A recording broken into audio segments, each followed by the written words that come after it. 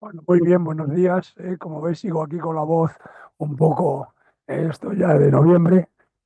Darle las gracias a Valvanera que, a pesar de que ya ha presentado en un par de sitios, por lo menos, pues siempre viene aquí a vernos y felicitarla porque tiene nuevo destino en Bruselas, que ya dice que es público. No, ya ha dicho que lo puedo decir. Yo creo que muchos ya lo sabían, pero bueno, por lo menos le queda a todo el mundo hoy, gracias a los que estáis también conectados y has venido. Bueno, tiene bastante prisa, con lo cual yo no tengo más que presentárnosla, que no hace falta, que era directora del cambio climático en esta cumbre financiera de intermedia, ¿no? Un poco de Bakú, y ella nos va a contar.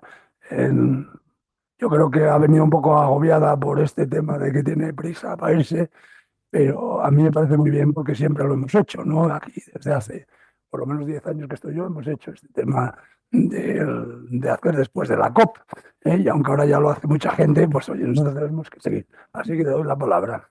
Vale.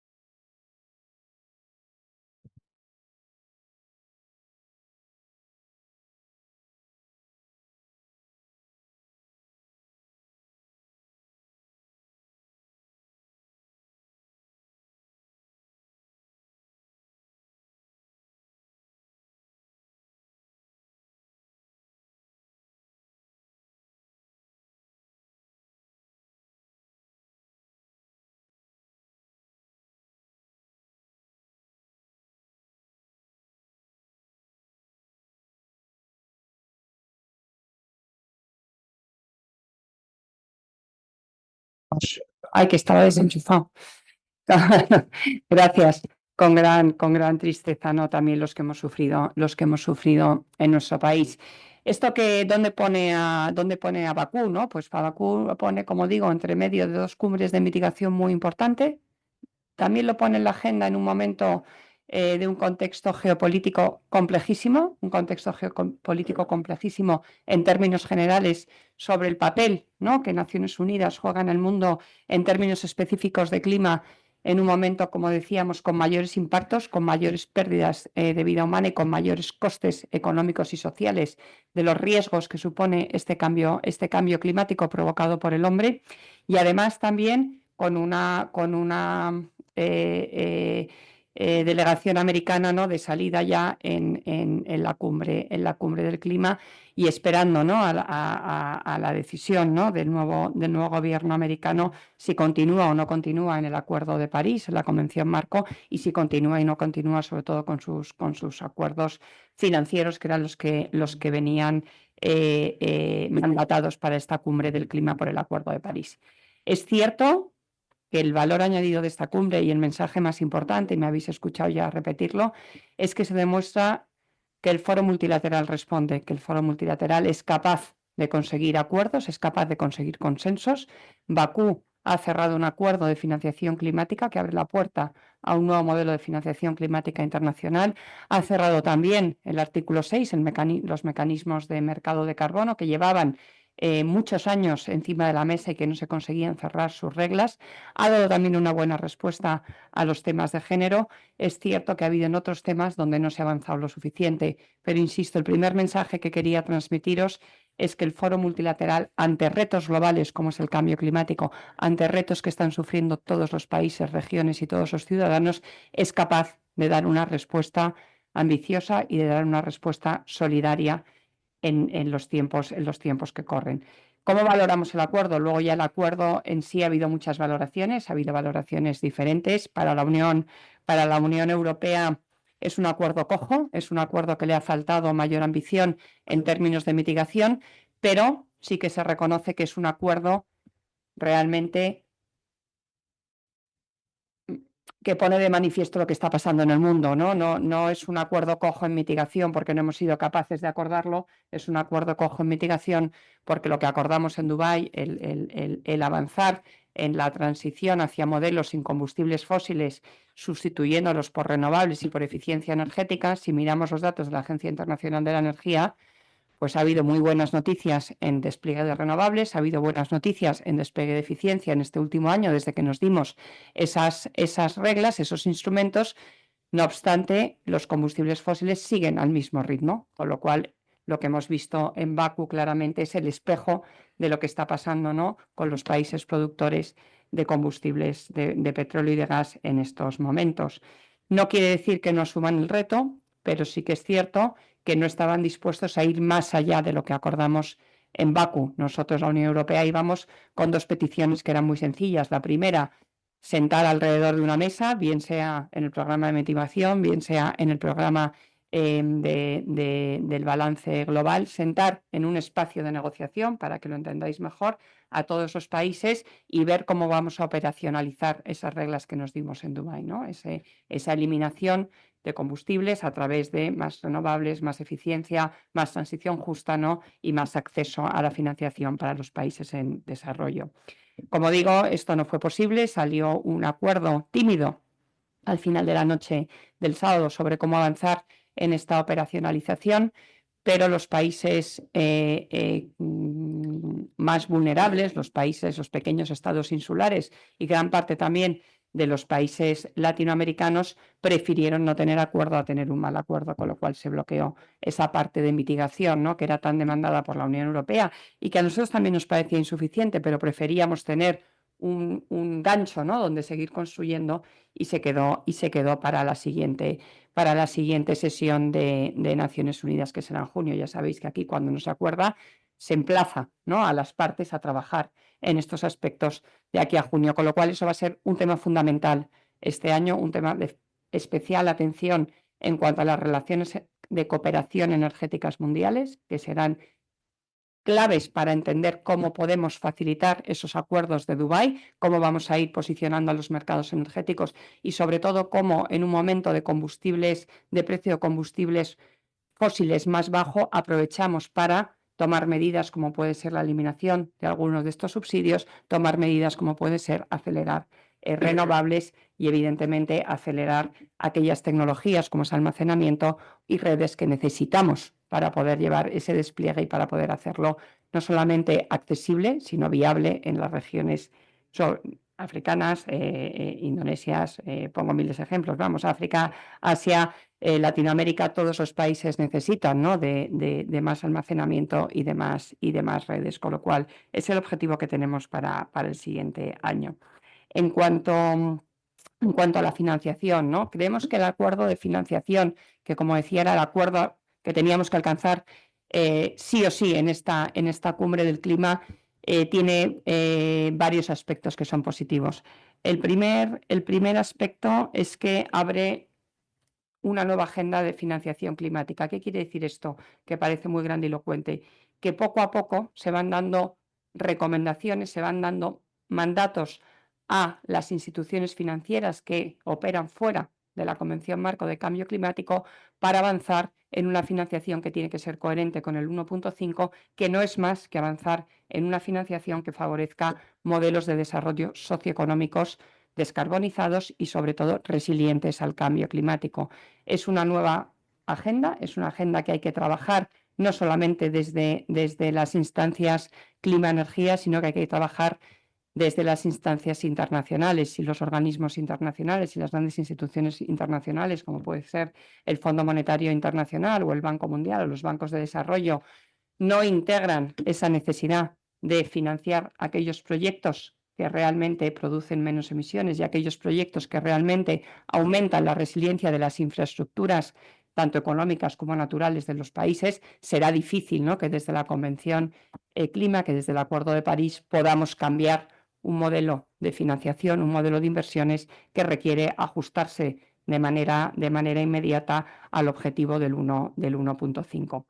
Ha habido cifras, que ha sido la parte más mediática y más contestada probablemente por los países en desarrollo y por la sociedad civil, de lo que tiene que ser este nuevo objetivo de financiación climática. El nuevo objetivo de financiación climática tiene dos requisitos que venían ya en el Acuerdo de París. El primero es que tiene que ser un objetivo para los países en desarrollo, es un objetivo para financiar esas transiciones en los países en desarrollo, y el segundo, que tenía que estar por encima de los 100.000 millones que nos comprometimos a desembolsar en Copenhague para facilitar, de país desarrollado a país en desarrollo, para facilitar estas transiciones.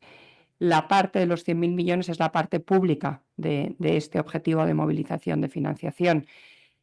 Se reconoce por primera vez, y esto es un dato importante, dos cifras en este nuevo objetivo de financiación global. La primera es el 1,3 trillones de dólares americanos, que son las necesidades que los países en desarrollo en bloque, hay que entender países en desarrollo en bloque, habían identificado para hacer esa transición con dinero público.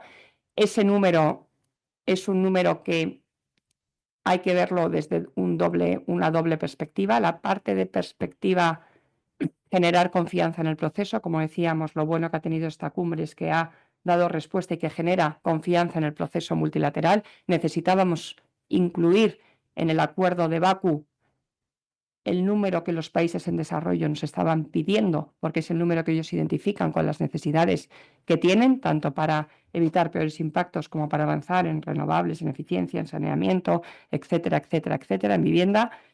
Pero ese número no podía ser público, que fue el gran debate, ¿no?, final que tuvimos. Es un número que finalmente se reconoce que es para los países en desarrollo, pero que esa movilización, ese aumento hasta 1,3 trillones de dólares americanos en el año 2035, que tendrá que desembolsarse de manera anual, será una suma de movilización de dinero público y de movilización de dinero privado, como no puede ser de otra manera. Sí que se les reconoce una parte pública que es importante, que es cuanto más allá de los 100.000 millones acordamos ir los países desarrollados. El mandato, como digo, era claro, más allá de los 100.000 para el año 35.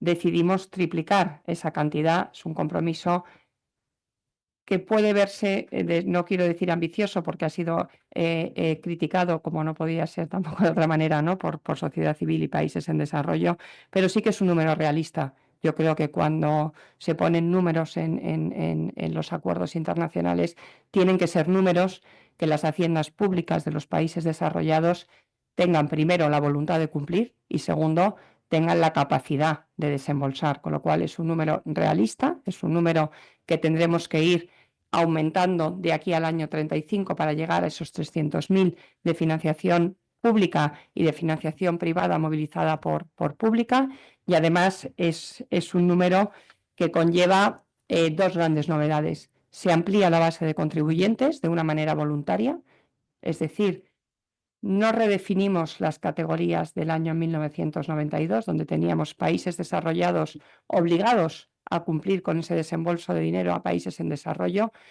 Hoy en día esa clasificación es obsoleta, porque es obvio que las economías emergentes tienen capacidad no solamente económica, sino también técnica, para ser parte también del otro lado de la ecuación, de aquellos que contribuyen a los países más vulnerables. Es cierto que el Acuerdo de París todavía no rompe esa dicotomía, la rompe jurídicamente de una manera inteligente, porque lo que hace es llamar voluntariamente a todos aquellos países en la capacidad de aportar, para que aporten fondos públicos a esa financiación climática internacional. Nosotros hemos replicado en este acuerdo esa voluntariedad con ese lenguaje jurídico, pero lo hemos mejorado en dos aspectos. Uno, introducimos que todos los desembolsos de los bancos de desarrollo multilaterales, que son los mayores financiadores de clima, computen para ese objetivo de los 300.000, con lo cual, de una manera indirecta, estamos también incluyendo aquellas otras sillas en estos bancos internacionales, en estos bancos de desarrollo, que no somos solamente los países desarrollados tradicionales. Y dos, Además, hacemos un llamamiento a reconocer la cooperación sur-sur, ¿no? Lo que se llama la cooperación sur-sur, que es la cooperación tanto de China como de Singapur como de México, ¿no? Con diferentes instrumentos, y también de algunos países del Golfo con diferentes instrumentos de cooperación climática con los países en desarrollo. Con lo cual, tenemos reconocido los 1,1 trillones de movilización pública y privada, y también se incluyen fuentes innovadoras. 2, hemos triplicado el objetivo de financiación pública que teníamos mandatado por el Acuerdo de París. 3, hemos ampliado de una manera similar a como se hace en el Acuerdo de París, pero atornillando un poco más esas contribuciones que tienen que ser de otras economías que tengan capacidad para hacerlo, de los países en desarrollo. Y 4, hay una parte muy importante que no solamente es el número, ¿no? ¿Qué modelo de financiación hemos vislumbrado en este Acuerdo de Bakú que va a ser necesario? Pues lo primero que se recoge y que es fundamental es cómo vamos a solventar las barreras que los países en desarrollo ponían encima de la mesa de manera continua en cuanto a la financiación climática, que eran problemas, evidentemente, aumento de las contribuciones y aumento de la concesionalidad, por supuesto, pero también problemas de acceso, tanto acceso al capital privado como de acceso a las instituciones multilaterales, a los bancos multilaterales, y también los problemas de endeudamiento y los problemas de deuda. ¿Qué se hace en este acuerdo? Que es la mayor parte, ¿no?, de lo que hemos acordado, en Bakú. Se responde de manera muy focalizada, sobre todo en los bancos de desarrollo y en los fondos climáticos, es decir, en el Fondo Verde, en el Fondo de Adaptación, en el Fondo Especial de Desarrollo. ¿Qué recomendaciones se tienen que poner en marcha en los próximos años para, 1, aumentar la financiación climática en todos ellos, aumentar los porcentajes que tienen comprometidos para el año 35, y luego 2, cómo facilitar ese acceso, ¿no?, que tiene que ser tanto en los aspectos bilaterales, como nosotros cuando trabajamos con países, ¿no?, en ayuda bilateral, en ayuda oficial al desarrollo, tenemos que facilitar que sea un acceso fácil a esos países, pero también desde la banca multilateral. Se enumeran numerosos mecanismos. Los que veo más aterrizables en el corto plazo es el acceso directo. Ya lo tenemos en el Fondo de Adaptación y funciona muy bien. Los países llaman a la puerta y reciben los fondos. No hay muchas entidades operacionales, hay algunas evidentemente, y hay un control, ¿no?, de la financiación de los proyectos, pero es la forma más sencilla, ¿no?, de acceder a fondos climáticos que existe ahora mismo en el mercado y que queremos promover a otros fondos, como puede ser el Fondo Verde o el Fondo para los países menos desarrollados, y que también podrían copiar, ¿no?, algunos de los fondos multilaterales. Luego hay otros instrumentos como que no genere deuda, ¿no?, cómo podemos trabajar en proyectos que no generen endeudamiento si son proyectos climáticos para estos países. En la financiación de las divisas, ¿no?, cómo facilitamos la financiación de las divisas locales para que también el capital, ¿no?, vierta de manera más sencilla. Cómo incluir, y esto es un aspecto fundamental, este es más complejo, pero sí que creo que debe ser la parte mollar de lo que va a ser los proyectos de adaptación en los próximos años, cómo incluir los riesgos a largo plazo en la contabilidad actual de esos proyectos, es decir, cómo transformar que las inversiones en adaptación al cambio climático no se consideren solamente como un gasto, sino que se consideren realmente como inversiones. Si pensamos, ¿no?, en dónde generar o dónde reconstruir muchas de las infraestructuras, o cómo hacer más resilientes muchas de nuestras infraestructuras, evidentemente hay un coste añadido que deberíamos, como digo, acercar a prevención de riesgos, prevención de desastres, prevención al final de pérdida económica de esas infraestructuras, con lo cual es otro de los mandatos importantes que se dan en este acuerdo.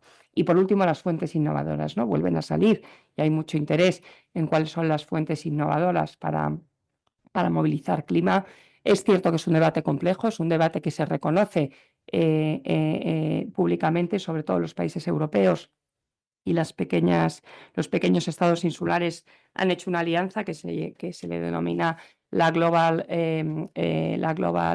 Solidarity Levy, que lo que busca es cómo hacer viable que la financiación, que la fiscalidad, internacional, bajo el principio de quien contamina paga, se pueda llevar a la práctica. Son competencias, muchas de ellas nacionales, que son difíciles, ¿no?, de cambiar, pero sí pensar en posibles mecanismos voluntarios o en posibles partenariados, ¿no?, como se han puesto de manifiesto en la cumbre de biodiversidad, ¿no? Ese tipo de facilidades que pueden empezar a ser voluntarias, que asumen que reciben ciertos ingresos por tasas o por diferentes métodos, por diferentes modelos fiscales, y que luego, evidentemente, lo más importante, se destinan a aquellos países que realmente necesitan de esas infraestructuras renovables, necesitan de esas infraestructuras resilientes. Con lo cual, es importante darle una vuelta, ¿no?, a este acuerdo de Bakú. Es importante pensar cómo esta nueva agenda que se ha abierto para movilizar más financiación privada, para dar ayuda concesional a la adaptación, para integrar esos costes, ¿no?, esos riesgos a largo plazo y ese acceso, hacer factible, ese acceso a la financiación climática en muchos de los países que tienen grandes problemas de endeudamiento, lo conseguimos. Esto requiere de que el G20, en sus nuevas reuniones de los ministros de Finanzas y Climas, tomen parte de estas recomendaciones y piense cómo se puede hacer. Esto requiere que el Fondo Monetario Internacional también trabaje en los mecanismos de aliviar esos endeudamientos. También requiere que la banca multilateral y los fondos climáticos se tomen en serio, ¿no?, esas barreras de acceso, esas barreras de facilitar más capital, para que realmente tengamos esa movilización, ¿no?, que estamos apuntando con este acuerdo de Bakú. El último elemento que es importante recordar es el artículo 6, ¿no?, el famoso artículo 6, que aparte viene muy de la mano, ¿no?, del acuerdo de financiación que hemos cerrado. Se consigue por primera vez, ¿no?, generar un consenso en las grandes peticiones que tenía la Unión Europea, que se basaba sobre todo en 3 pilares importantes. Uno, los mecanismos de mercado, sí, pero mecanismos de mercado que ayuden a aumentar la ambición climática, es decir, que vayan mano a mano con el objetivo del 1,5. Dos, mecanismos de carbono, sí, pero que sean transparentes, que podamos hacer la trazabilidad clara de dónde están los créditos que movilizamos, ¿no?, con los diferentes mecanismos de mercado. Y 3, que respeten la integridad ambiental.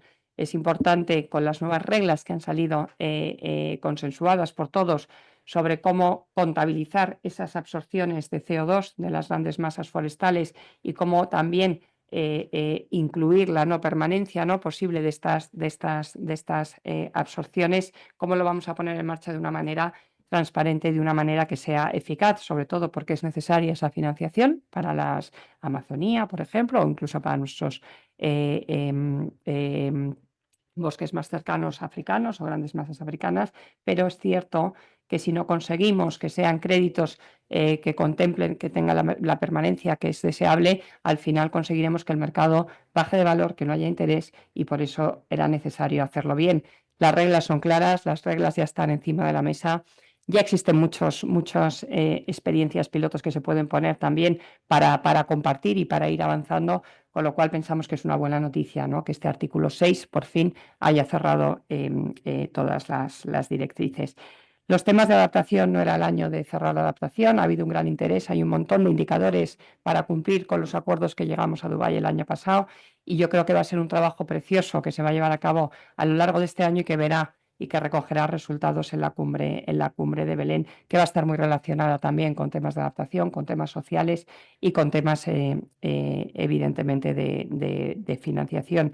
Y por último, destacar que el pabellón de España este año, con la aportación de todos vosotros, ha batido récords. No quería dejar de decirlo, porque sé que sois muchos los que colaboráis, también sé que sois muchos los que lo seguís, los eventos, y este año la verdad es que la calidad ha sido estupenda, como siempre, pero el número de eventos, las visualizaciones, la participación en una COP que se esperaba con menos participación de la sociedad civil, realmente ha sido muy exitosa. Así que daros las gracias a todos, y continuaremos con estas experiencias que realmente nos hacen crecer como país, nos hacen además reconocer el esfuerzo que estáis haciendo en muchos de los sectores, en muchos de los foros, y también recoger diferentes opiniones, ¿no?, tanto de países como de jóvenes, como de académicos, que siempre son muy enriquecedoras. Así que un millón de gracias también por esa participación y por remar juntos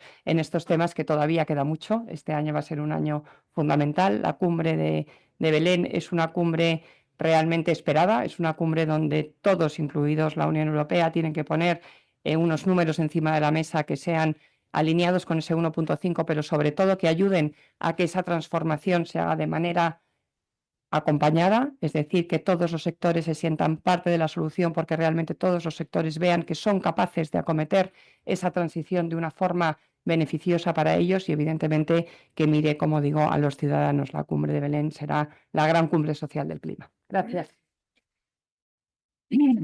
Bueno, vale, muchas gracias, Valvanera. 5 minutos. Venga, Tengo aquí vamos. 4 preguntas por lo menos, ¿no? Mira, te las voy a leer. Y a lo mejor, ¿cómo se valora el hecho de que las 2 últimas COP, Espera, Carlos, aquí ¿cómo las estás? tienes? No, es que están en documentos. Ah, vale. Es que estoy Ven, ven. mejor el esto. Y las tienes. A ver, pero para que todo ¿cómo valora el hecho de que las 2 últimas COP se hayan realizado en países productores de petróleo? Contraproducente. Y Belén, ¿no? Ella ¿Cómo lo ha va explicado. también, ¿no?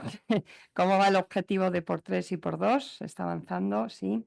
En el ámbito de la adaptación, vale, pues empezamos por Y este también. y tras los avances del artículo 6, ¿cuándo estará previsto, ¿no?, que estos mercados entren en valor? Sí.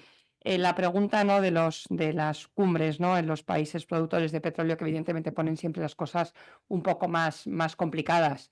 Yo creo que es importante respetar las reglas de cooperación de Naciones Unidas. Es importante que todo el mundo se pueda sentar en la mesa, que todo el mundo pueda poner sus preocupaciones y que todo el mundo pueda poner cómo avanzar de manera más rápida, ¿no?, en las soluciones que entre todos identificamos. La cumbre del año pasado fue una cumbre de éxito en términos de mitigación. Hubo un reconocimiento multilateral de cuáles son las fuentes que causan ese calentamiento global y se pusieron encima de la mesa, ¿no?, algunos de los, como digo, de los ingredientes para tener esa receta perfecta del 1.5. Sí que es cierto que tenemos que trabajar más de la mano y entender cómo vamos a avanzar, porque sí que el momento que vivimos ahora mismo en las cumbres de clima es un momento más de implementación que de regulación, porque ya hay mucho encima de la mesa en términos de regulación.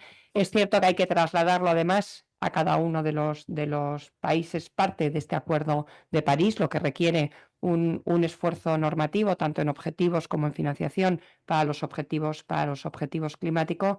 Y eso requiere de estar todos sentados y contar cómo lo estamos haciendo. En las cumbres de clima, el valor añadido que tienen, aparte evidentemente de escuchar a los más vulnerables y ayudar a los más vulnerables, es saber cuáles son las mejores fórmulas para los distintos retos que tenemos por delante. Con lo cual, el sistema de Naciones Unidas es que cada grupo regional elige quién es el anfitrión de su COP, lo eligen entre ese grupo, lo votan. Esta vez fue muy debatido, como bien sabéis, el año pasado, entre el grupo del Este, entre los países que eran europeos, que también se postularon para ser anfitriones y no pudo ser por el bloqueo de Rusia, y los países del grupo regional del Este que son más prorrusos. Finalmente, Azerbaiyán fue la solución de compromiso que se encontró y fue el país, ¿no?, que, como no podíamos, como hemos hecho en todas las cumbres, hemos aceptado siempre los países, ¿no?, que el grupo regional pone encima de la mesa. Pero insisto, creo que es muy importante que todos estemos sentados encima de la mesa, que entendamos las implicaciones que tiene esta transición, esta descarbonización en cada una de las regiones, en cada uno de los países, y que pongamos, como digo, las mejores soluciones. Esto va relacionado con la siguiente pregunta, el por 3 y el por 2. El informe de la Agencia Internacional de la Energía es positivo, se está cumpliendo con ese por 3 y por 2, pero se requiere sobre todo 2 cosas: más financiación, por lo cual esta cumbre también era importante, como movilizar financiación pública y privada para el alcance de estos 2 objetivos, y más acceso, más redes y más acceso y más almacenamiento para hacerlo realmente viable. La adaptación, como digo, el acuerdo al que se ha llegado es un acuerdo peculiar, porque sabéis que el año pasado decidimos que para medir la vulnerabilidad, que es mucho más compleja que medir las reducciones de CO2, establecíamos 8 áreas, ¿no?, importantes, 8, es decir, cómo de resilientes son nuestros sistemas acuáticos, cómo de resilientes es nuestra biodiversidad, cómo de resilientes son nuestras ciudades, y se hizo una llamada a ver qué indicadores se podían utilizar para cumplir con esos objetivos, con ese objetivo de menor vulnerabilidad en esas áreas, aparecieron más de 90.000 indicadores. O sea, hay un gran conocimiento sobre estos temas, con lo cual en este acuerdo de Bakú lo que dijimos es, primero, millones de gracias por el interés, porque claramente hay muchísimo interés. Y segundo, tenemos que trabajar para sintetizar, reducir y conseguir que no haya más de 90 indicadores para poder medir. Evidentemente, luego la adaptación es muy local y se podrá ir bajando al terreno, pero para tener una base de indicadores manejable que nos ayude a medir, como digo, cómo avanzamos en ese objetivo global de adaptación. Y el artículo 6 sí, ya están listos para funcionar. Tardarán, evidentemente, lo que cuesta poner encima de la mesa proyectos, los registros, las recomendaciones, todavía tardará un tiempo, pero como digo, ya hay muchos proyectos piloto que están funcionando. Muchísimas Pues gracias. yo creo que muy bien. Oye, Que tengo una vida esto es de las gracias, que tengan mucha suerte allí en Bruselas y que sea bueno para todos nosotros. Nada, seguiremos O sea en que contacto. seguimos en contacto seguro. Vamos a seguir con estos temas y con esta agenda. Muchísimas gracias por Muchas gracias a ti, a Javi y a vosotros. Buenos días.